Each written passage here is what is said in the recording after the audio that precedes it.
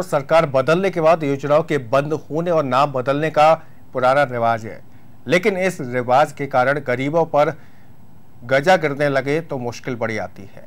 छत्तीसगढ़ की अन्नपूर्णा दाल भात योजना भी शायद इसी रिवाज का शिकार हो गई और ऐसा लग रहा है कि राज्य में सत्ता बदलने के बाद केंद्र और राज्य के बीच सियासी शह-मात का खेल शुरू हो गया।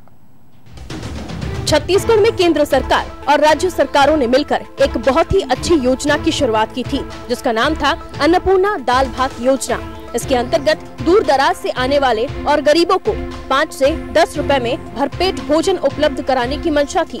लेकिन इस योजना के लिए चावल की व्यवस्था केंद्र सरकार से होती थी, जिसे केंद्र ने बंद कर दिया, जिसके चलते प्रदेश भर में संचालित हो रहे 112 सेंटरों में लाखों गरीबों और भूखों से निवाला छीन लिया गया है। बात दरअसल योजना के लिए चावल की व्यवस्था पर ही बिगड़ गई। सरकार बदलने के बाद केंद्र ने चावल देना बंद कर दिया और राजनीति शुरू हो गई।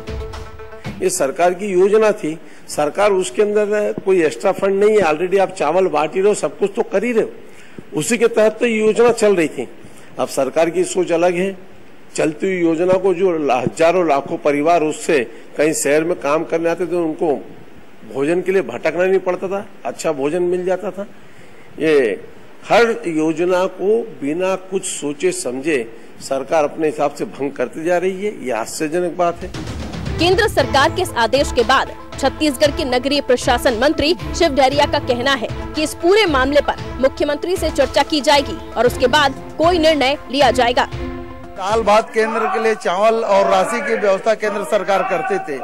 नरेंद्र मोदी ने जिस तरह से गरीबों के पेट में लात मारा है और गरीबों के प्रति उनकी संवेदना पूरी तरह से मर चुकी है, तो निश्चित रूप से हमारे माननीय मुख्यमंत्री जी इस बात को देखेंगे और क्या कर सकते हैं हम छत्तीसगढ़ के लिए, हमारे मुख्यमंत्री जी उस पर निर्णय लेंगे, उसमें सब हम लोग मिलकर काम करेंगे। केंद्र और राज्य के बीच इस तकरार का सीधा असर गरीबों के आहार पर पड़ रहा है, क्योंकि उन्हें क्या मालूम अन्नपूर्णा दाल भात योजना से जो सियासी तकरार हो रही है उसका असर गरीबों के आहार पर ही पड़ा है। कैमरा पर्सन दीपक बावनकर के साथ राजेश निषाद, अनादि न्यूज, रायपुर।